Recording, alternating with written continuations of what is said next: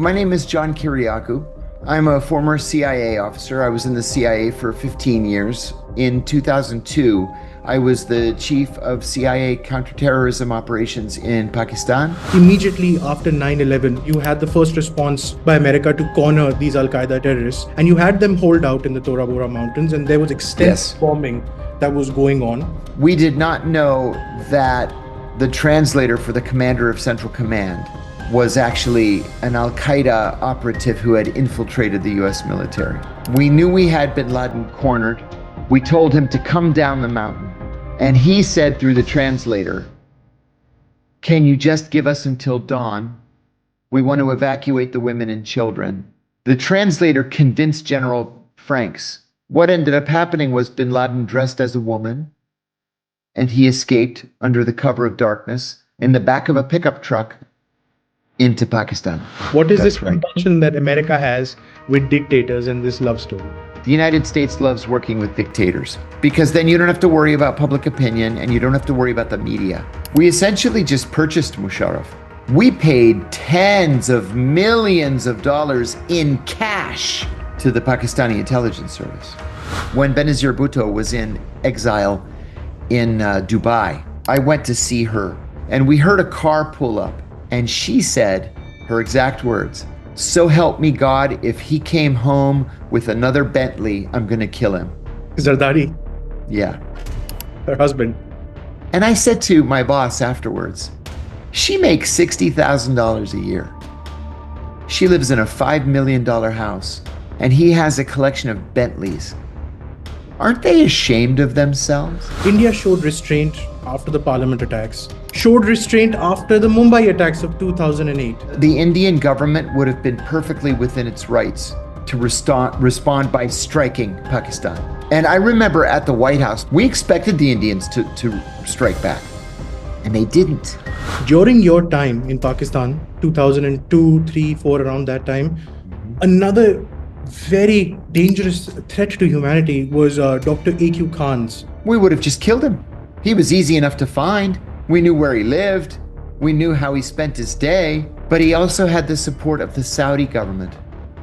And the Saudis came to us and said, "Please leave him alone.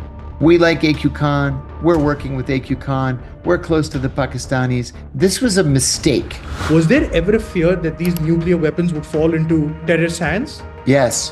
When I was stationed in Pakistan in 2002, I was told unofficially that the Pentagon controlled the Pakistani nuclear arsenal. Musharraf had turned control over to the United States because he was afraid of exactly what you just described. A war that happened in May, India for the first time escalated it to a level where we had cruise missiles flying into Pakistan. Literally nothing good will come of an actual war between India and Pakistan because the Pakistanis will lose.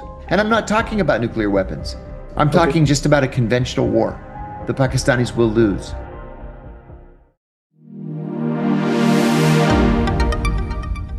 Before we begin, Mr. Kiriakou, I was wondering if you could introduce yourself to our audience, your time in Pakistan, and what capacity you were working in Pakistan, and then eventually your whistleblowing, and then the sort of vendetta that was unleashed against you by the American intelligence setup, and where you are right now. Just a quick introduction. Sure. Thanks for that. As long as you want.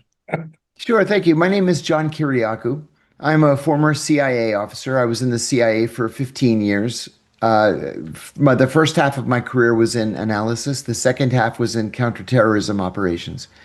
And in 2007, I blew the whistle on the CIA's torture program in a nationally televised interview here in the United States. I said that the CIA was torturing its prisoners. I said that torture was official US government policy. And I said that the policy had been personally approved by the president. The Obama administration, excuse me, in the form of John Brennan, went after me and they pursued criminal charges. I was indicted on 5 felony charges, including 3 counts of espionage for saying that the CIA was torturing its prisoners. Of course, I hadn't committed espionage. Those charges were dropped, but I ended up serving 23 months in prison, something that I would do again today if I had to. I have no regrets, no remorse. I did the right thing. And I think that we're seeing now that I did the right thing. It took the American people this long to come around to my way of thinking that torture is wrong, it's illegal, and should be punished. Uh, the last overseas job that I had at the CIA was in 2002. I was the chief of CIA counterterrorism operations in Pakistan. And this was the immediate aftermath of the 9/11 attacks. And in that position, my job was to locate Al Qaeda fighters and leaders and to snatch them. Where in And Pakistan? then, well, I was based in Islamabad, but I worked all over the country. Peshawar all the way to Karachi. I spent a great deal of time in Lahore and Faisalabad, Hmm. Quetta, which was a rough place to live and work. Excuse me. But yeah, I finished that job and went back to headquarters. I was promoted on the strength of my work in Pakistan, and I served as the executive assistant to the CIA's deputy director for operations. And Right. so it was a real eye-opening experience. Now an author, a journalist. I've written 8 books.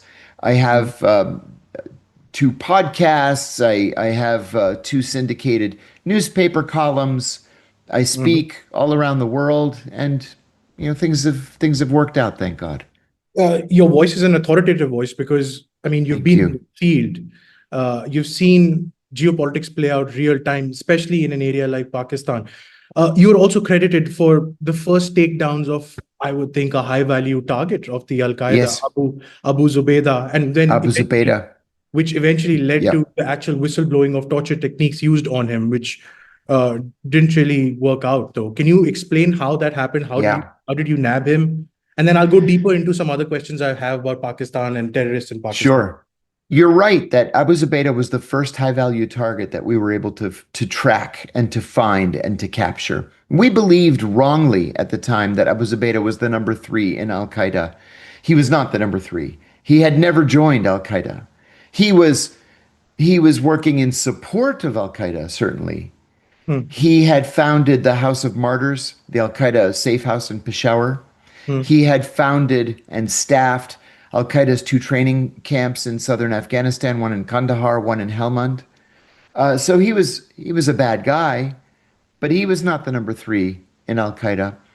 hmm, Nonetheless, we believed that he was. We tracked his movements, and we were this close, a couple of times to capturing him. Finally, we got a beat on him because he made a mistake. We knew that he would make a mistake eventually, but he made a mistake in that he used his cell phone to access his email account. okay. And so when he turned the phone on, we immediately captured its location. We sent teams and we captured him. Hmm, He was taken to a series of secret prisons over the course of the next 4 years.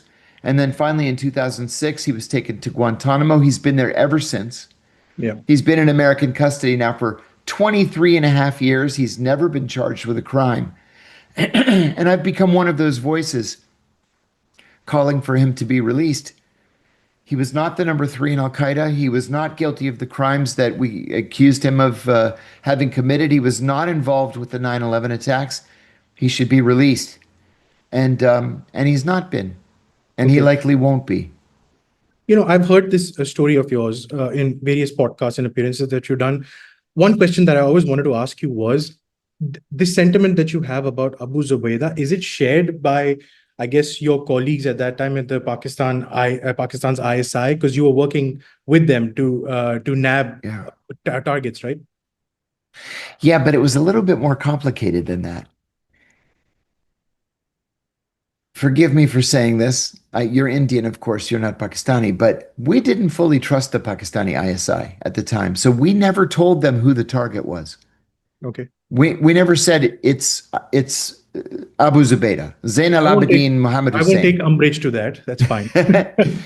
because we were afraid that word would leak out and it would get back to Al Qaeda.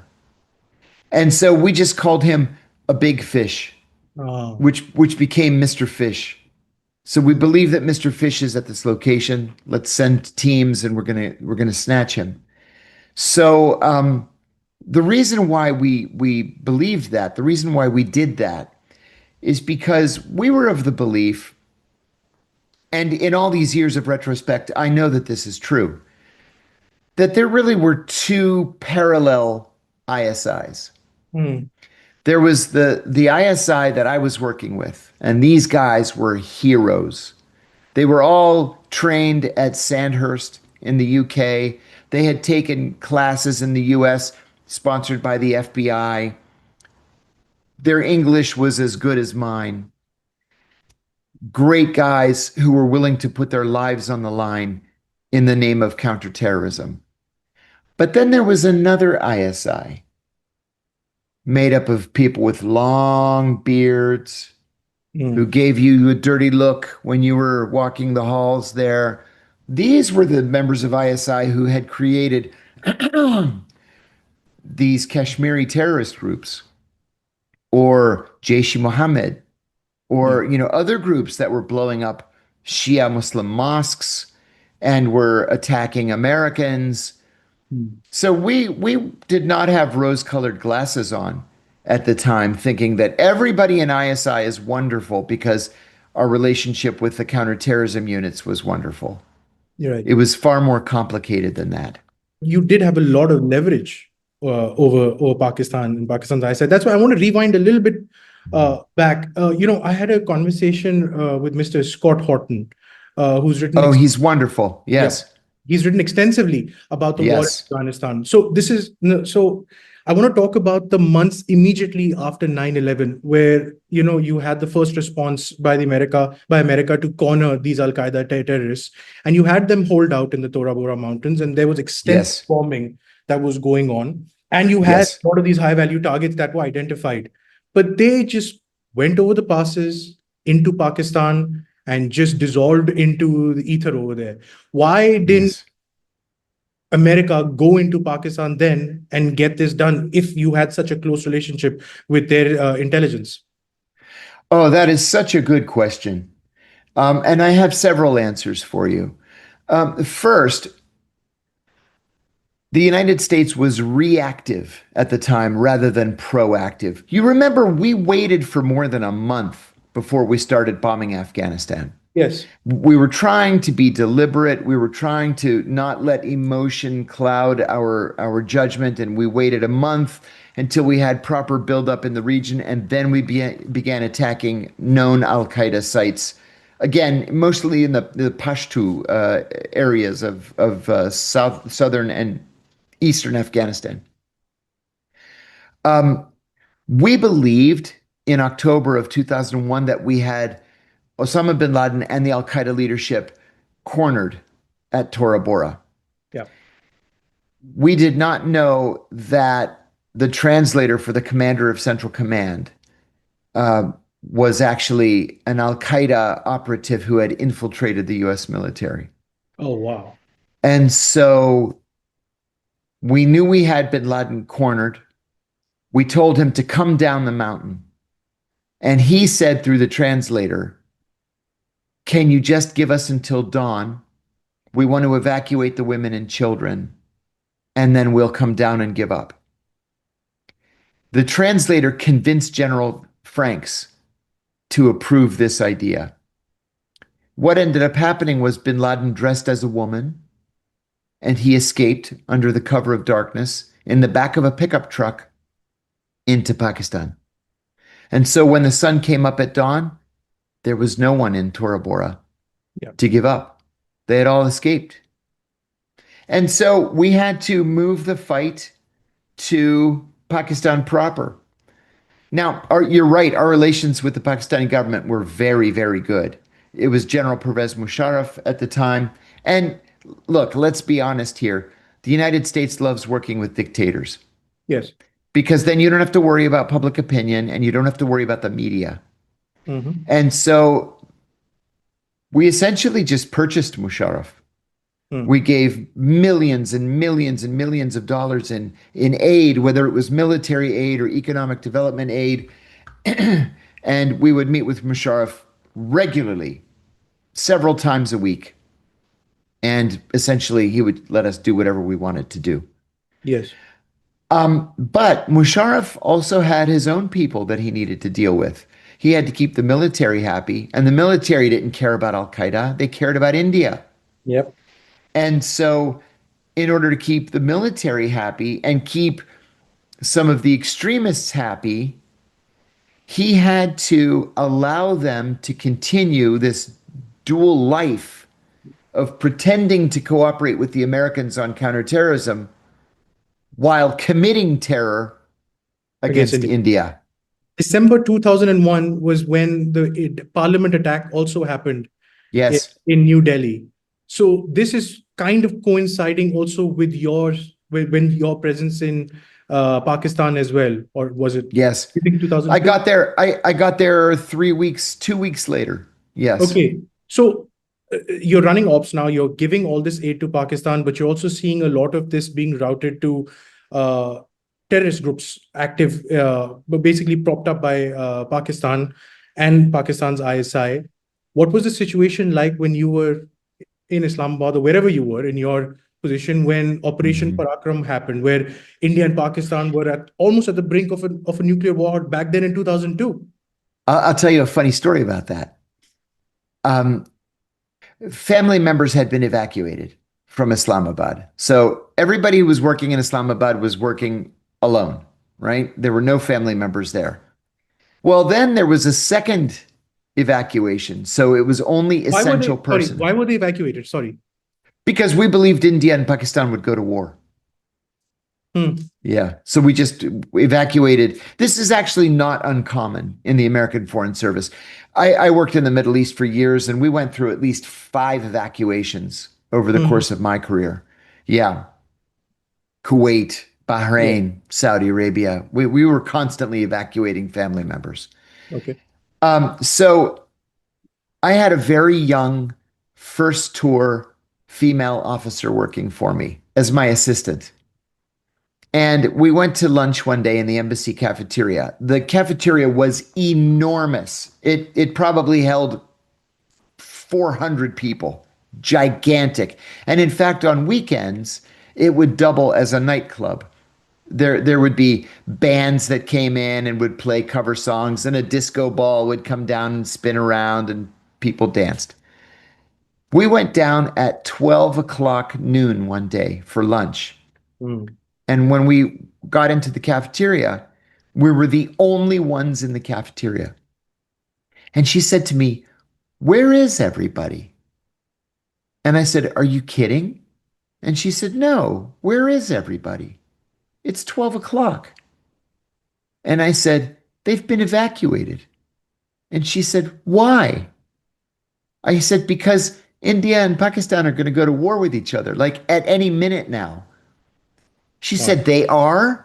And I said, "Didn't you notice the helicopter in the parking lot?" And she said, Right. "Yeah." I said, "And you didn't wonder what it was there for?" She said, I didn't think of it. I said, "It's there to rescue us."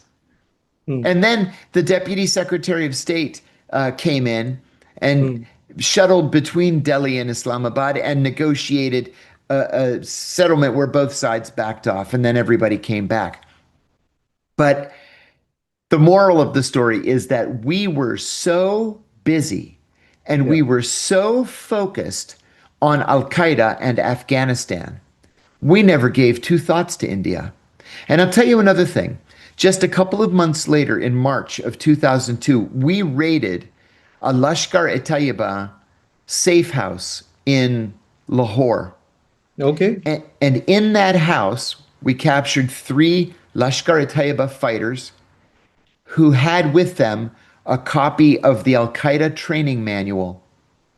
And it was the first time analytically that we were able to connect Lashkar e Taiba with Al Qaeda. The very first time. I remember receiving a cable from the deputy director of the CIA for intelligence, congratulating us on finding this training manual saying it was the very first time that we could attach the Pakistani government to Al Qaeda. What stopped you from going after Pakistan then? You have the first smoking gun of a inextricably linked ISI, because the LET or the JEM, JUD, the various names that they come up with are Yes, essentially ISI proxies propped up by the yes, Pakistani government, and now they have a direct link correct. to Qaeda. Uh, Yes. why didn't you ever bring this up? That was a decision that was made at the White House.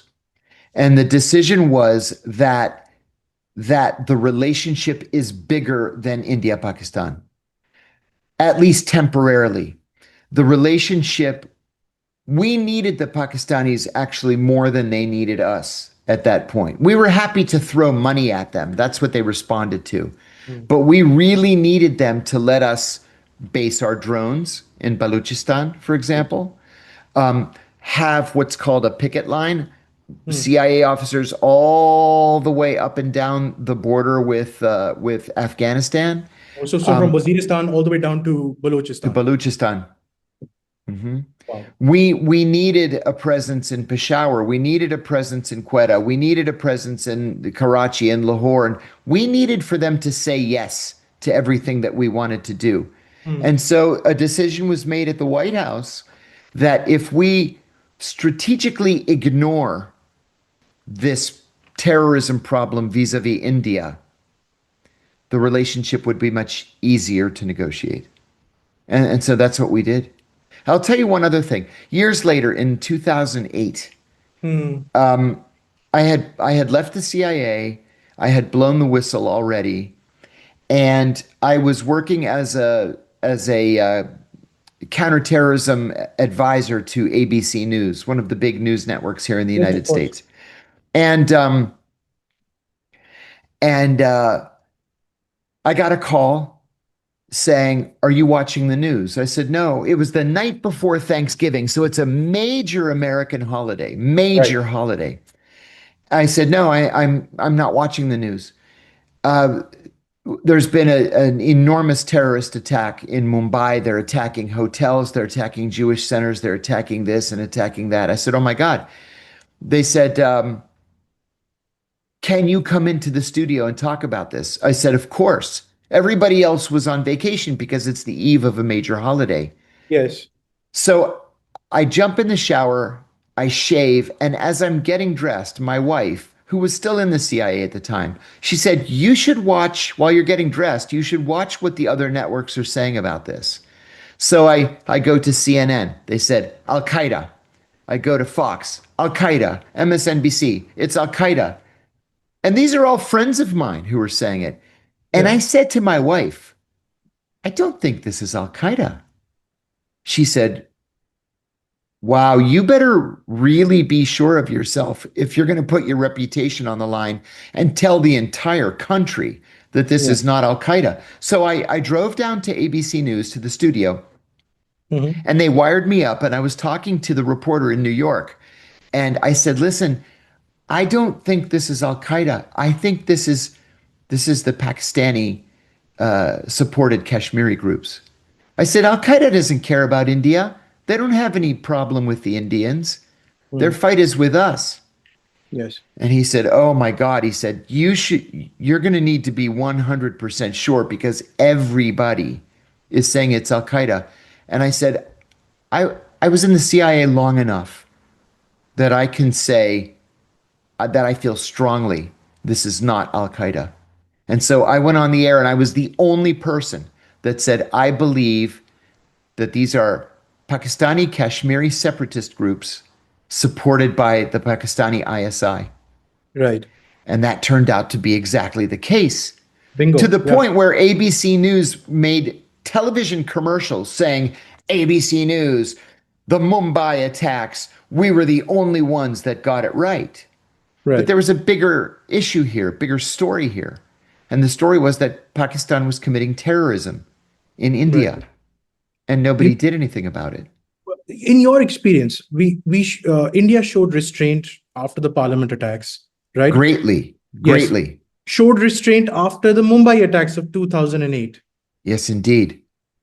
But they didn't show any restraint this time around when Operation Sindoor happened in Pahalgam, where it was a Yes. 4-day high intensity sort of war that happened. What do you think changed over in the course of these 2 decades? At the CIA, we called the Indian policy strategic patience. The Indian government would have been perfectly within its rights to respond by striking Pakistan, and they didn't. And I remember at the White House, people were saying, wow, the Indians are really exhibiting a very mature Hmm, foreign policy here. We expected the Indians to strike back, and they didn't. And that kept the world from what might have been a nuclear exchange. right. But India's gotten to the point where they can't risk strategic patience being misunderstood as weakness. And Right. so they had to respond. Right. Now the question now that CIA analysts are likely asking themselves are, did the Pakistanis learn their lesson? Not to keep poking the hornet's nest and expecting to not be stung. I'm glad that you brought up the nuclear angle, Mr. Kiriakou, because during your time in Pakistan, 2002, 3, 4, around that time, Mhm. another very dangerous threat to humanity was Dr. A.Q. Khan's Oh, network, yes. right? Yes, yes, So we got to know that nuclear material was being smuggled out to the North Koreans. Uh, yes. there was proliferation going on with Libyan nuclear material as well going into Pakistan. All of that started coming out. When you were there in Pakistan, Yes. when you got this on your desk, what was the first thing you thought? You guys are going after terrorists. Here's Pakistan assembling nuclear bombs and selling it in the gray market or black market. That's an outstanding question and a very important one. It never crossed my desk. I was specifically counterterrorism, but a colleague of mine, this was his entire life, was dealing with AQ Khan. Well, if we had taken, the Israeli approach, we would have just killed him. He was easy enough to find. We knew where he lived. We knew how he spent his day.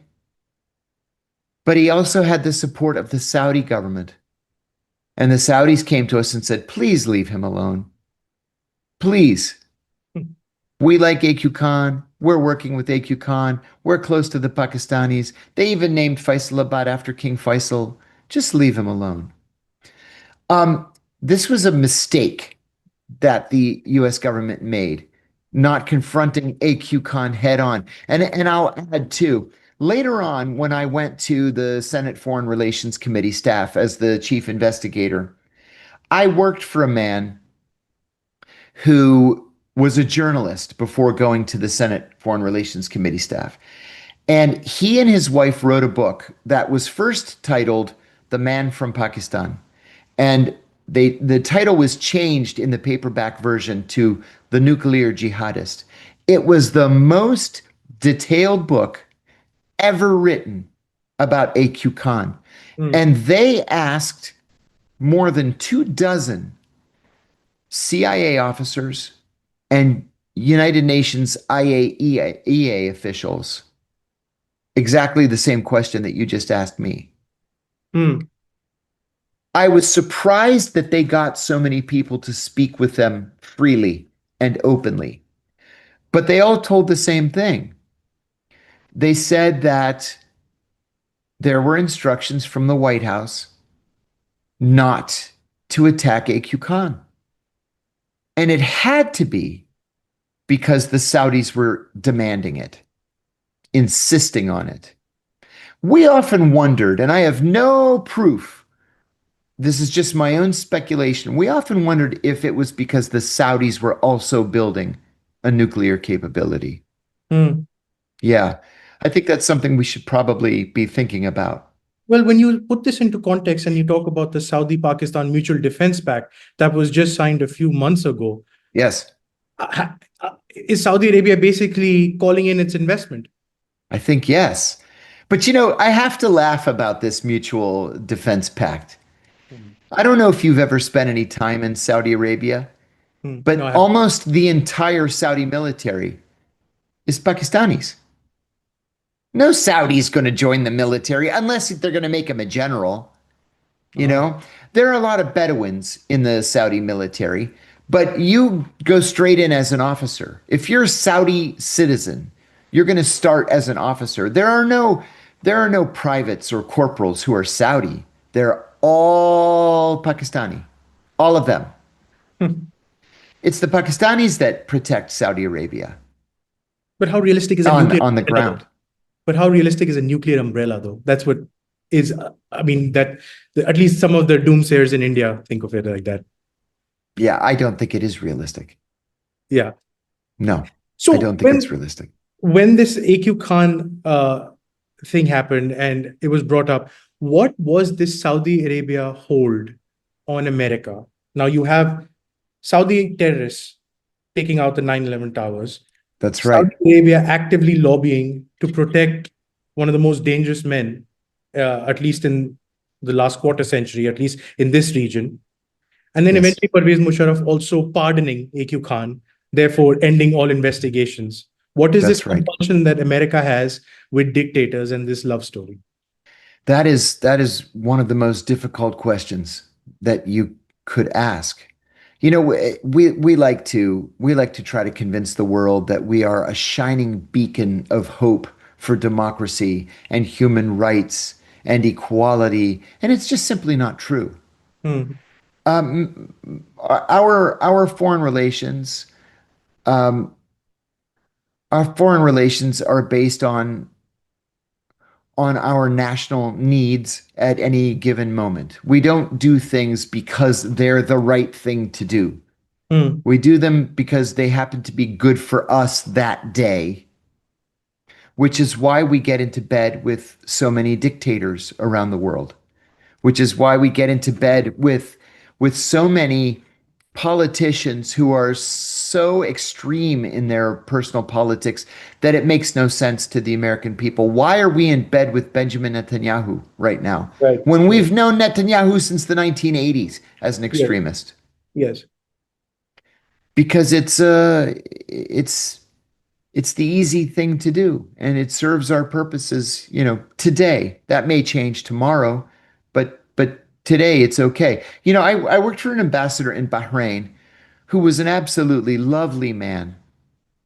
And he said one day, I still remember this. I was young and impressionable, and he said, our foreign policy in Saudi Arabia really is as simple as we buy their oil and they buy our weapons. That's it. That's it. That's it. That's the basis. He said, you spend your career in the Middle East. I've spent my entire adult life in the Middle East. He said, I don't like the Saudis. They don't like us. But we pretend to have this special relationship, right? Even in the American embassy, my first overseas tour was in Saudi Arabia. And I Hmm. remember an enormous photograph. It had to be 2 meters across.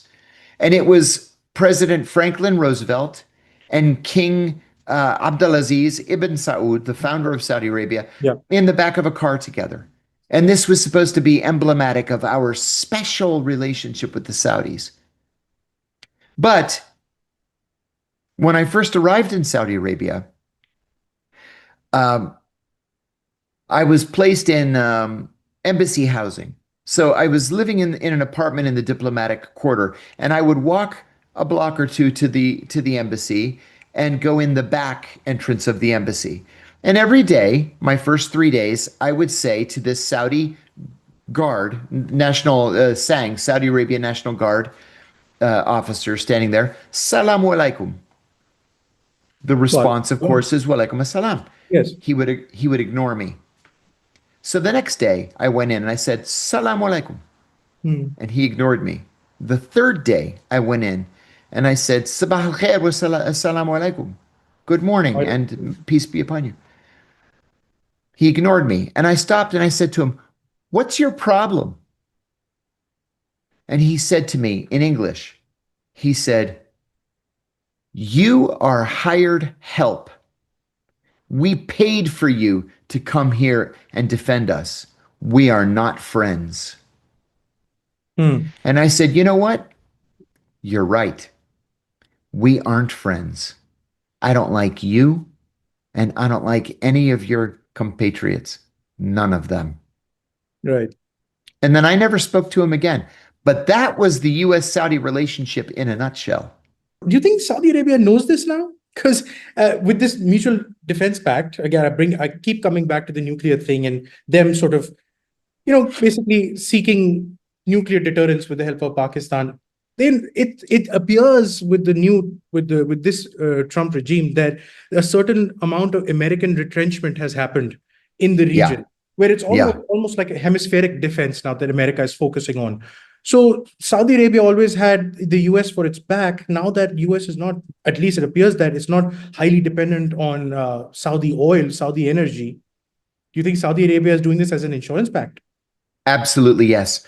And it's not just Saudi Arabia, it's Kuwait as well. Kuwait last year made a purchase of, not made a purchase, made a sale of oil to China, and for the very first time ever, took payment in yuan. Yuan. Hmm. Yeah. First time ever that payment was not in dollars.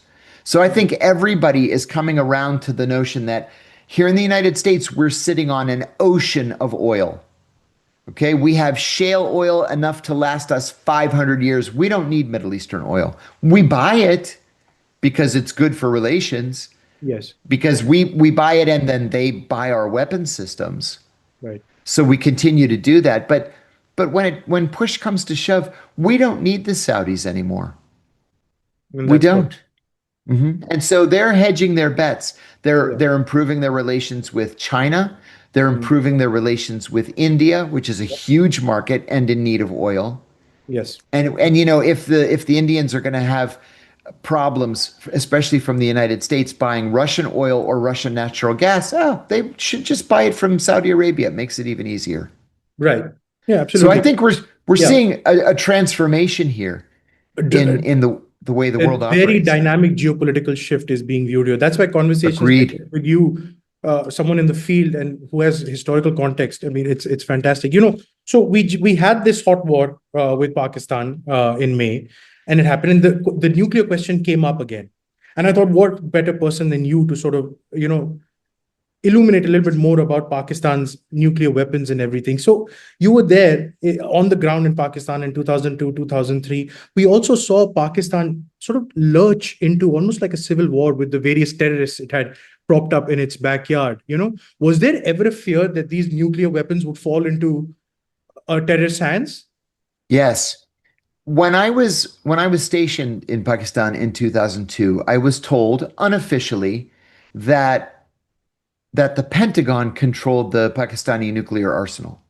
That Musharraf had turned control over to the United States because he was afraid of exactly what you just described.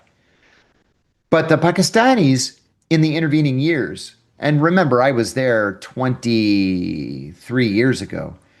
Over the last 23 years, the Pakistanis have come to say that is absolutely not true. The United States has nothing to do with the Pakistani nuclear arsenal, that Pakistani generals are the ones that control it. So I don't know if that's true, then I would be very worried about who is in charge politically in Pakistan. No, You know, for example, Imran Khan. I can't believe that I forgot his name. who's in Um, jail? A who's popular in leader who's in jail, jail. Yes, yeah. right? And still wildly popular. Wildly, yeah. He told us when he was still the prime minister, he said, listen, I've got this political situation here domestically. I'm going to start blaming you for everything. And the ambassador laughed and said, we get blamed for everything anyway, so we don't care. So everything that happened, it was the United States' fault. And it was the US, they turned their backs on us. And the US did this and the US did that. And then they arrested him anyway. So he got a message out to the US government saying, can you help me get out of this? And we went to Jemima Goldschmidt, his whatever her name Ex-wife. was, Yeah. ex-wife.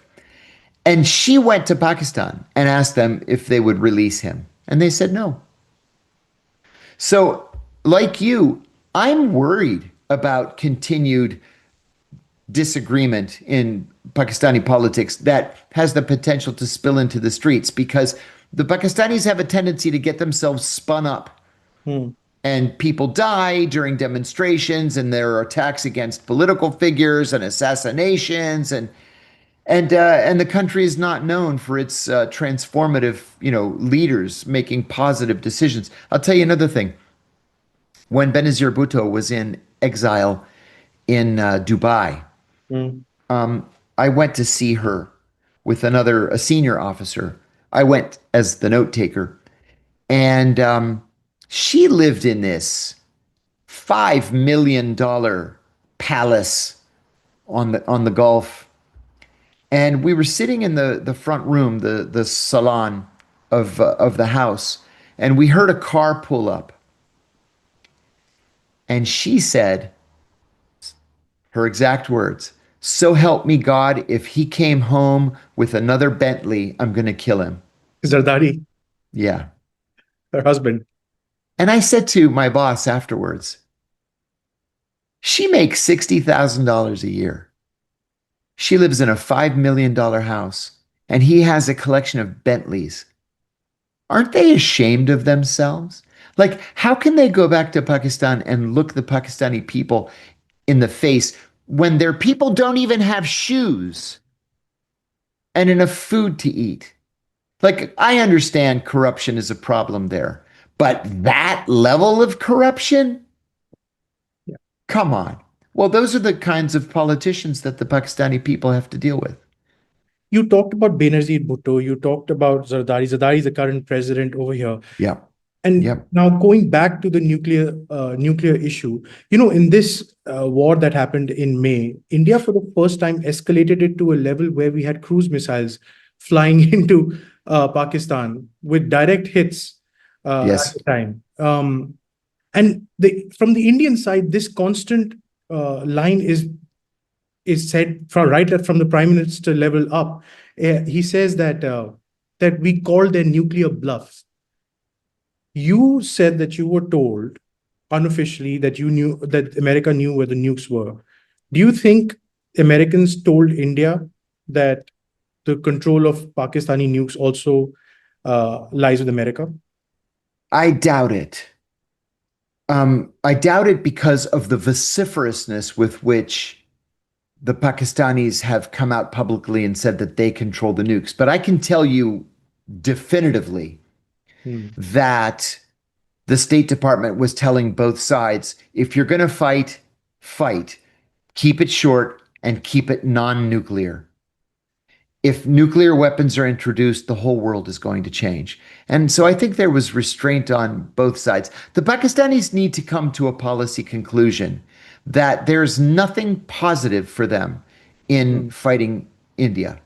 Nothing, literally nothing good will come of an actual war between India and Pakistan because the Pakistanis will lose. Hmm. It's as simple as that. They'll lose. And I'm not talking about nuclear weapons. I'm Okay. talking just about a conventional war. The Pakistanis will lose. Right. And so there's no benefit to constantly provoking the Indians. Right. Last question on the nuclear issue. I promise I'll move on after that. Uh, okay, let's nix the control part. You doubt that the actual control, but there was a New York Times article written by the New York Times editor at that time for national security that Yes. that President Bush had folded in hundreds of millions of dollars in grants to Pakistan to safeguard their nuclear assets. The New York Times knew about this program, but decided to sit on it for a number of months before they finally published it. So even if they don't control it, did they give technology to safeguard it? Most likely, yes. And what would that Yes. technology And be? that I don't know. Okay. It's not my area of expertise, and I couldn't speculate. But I will tell you that the fact that the New York Times sat on the article is a way of confirming its truth. Hmm. And what I mean is when one of the big outlets, the New York Times, the Washington Post, the Wall Street Journal, the Los Angeles Times, or one of the big broadcast news networks, when they come across information like this that's really It's big and it involves classified information. They always ask the White House to confirm or to deny. Mm. If the information is truly classified and it's sensitive, the National Security Advisor will ask for a meeting. Sometimes the meeting is with the president and the head of the newspaper. Usually it's the National Security Advisor. And they'll say, look, yes, it's true, but it's so sensitive that if you publish it, it will put lives in danger. Almost always, they'll sit on the article until enough time passes that people aren't in danger anymore. The fact that they sat on the article is confirmation that it was true. Mm. Now, let's go back to your time when you were there and you caught Abu Zubaydah. Mhm.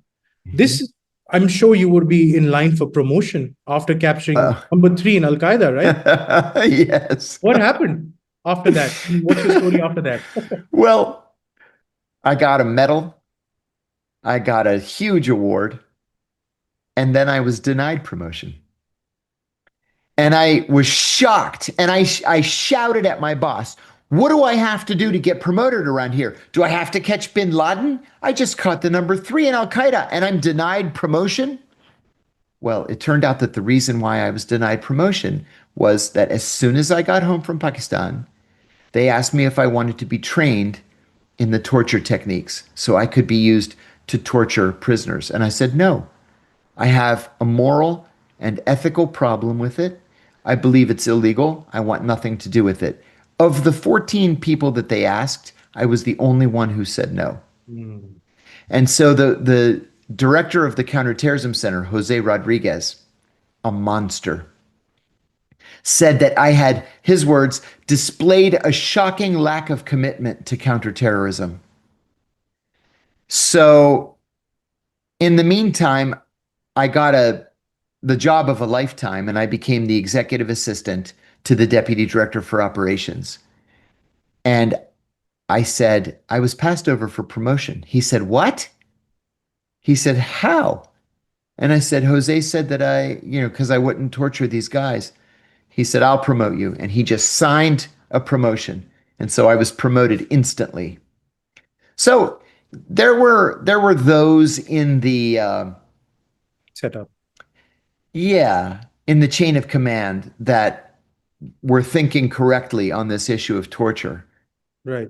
But at the end of the day, they were shunted aside, and a decision was made that torture was going to be an official policy. Right. And but you blew the whistle on it. I did. You know, the truth though is that I just assumed somebody else would blow the whistle. And Right. so I remained silent.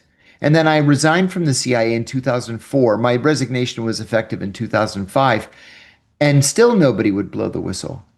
And so finally in 2007, a reporter called me, Mm. and I decided I was going to do it. I was just going to just tell the truth. And So yeah. that's what I did. And then one would think that you would be a hero for free speech and blowing the whistle on this. But then the Obama administration, ironically, a campaign that was run on hope and change, and maybe Ha! shedding some light and some transparency, uh, Right. they are the ones who actually went ahead and prosecuted you. Yes, yes, indeed. For a number of reasons. First of all, it was John Brennan. Yes. John Brennan, who at first was the Deputy National Security Advisor for Counterterrorism and then the CIA director in the Mm. Obama administration. It was John Brennan who specifically went after me. John and I always hated each other. I've Mm. known John Brennan for 35 years. I've always hated the guy. I thought he was in over his head intellectually. Yeah. And he was one of the founders, one of the fathers of the torture program. And so you had a president who had 2 years of experience. Can you imagine that? To think about that for a moment. Mm. He was in the US Senate for 2 years. That was his only qualification to be president of the United States. And so he was very susceptible to the advice and the biases of the people around him. Well, John Mm. Brennan was his lead intelligence advisor. And John Brennan said, we need to stop these leaks because we're going to start doing things like using drones to kill people. We need to put this guy Kiriakou in prison. And so Right. that's exactly what they did. He didn't have any experience. He was in Saudi Arabia as well with when he was in the CIA, right? Oh, Brennan had lots of experience. Obama had no experience. Yeah. Obama was in the Senate for 2 years before he was elected president and had never, ever read a classified CIA document. He had never seen one.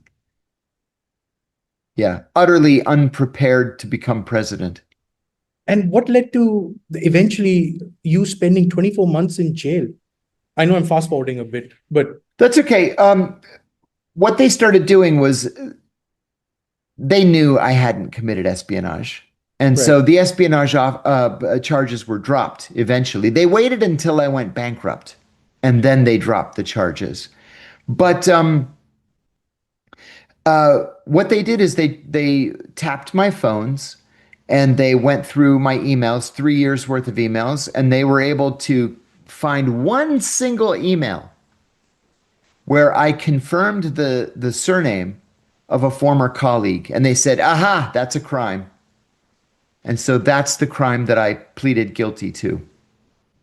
So they offered me 30 months in prison. I would serve 23. And I said to my attorneys, I'm going to turn it down. I want to go to trial. I haven't done anything wrong.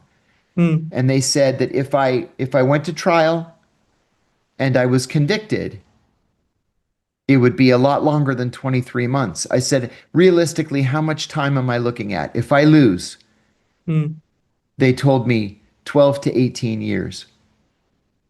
Yeah. And so I took the deal. Where would they bring the trial though? In America?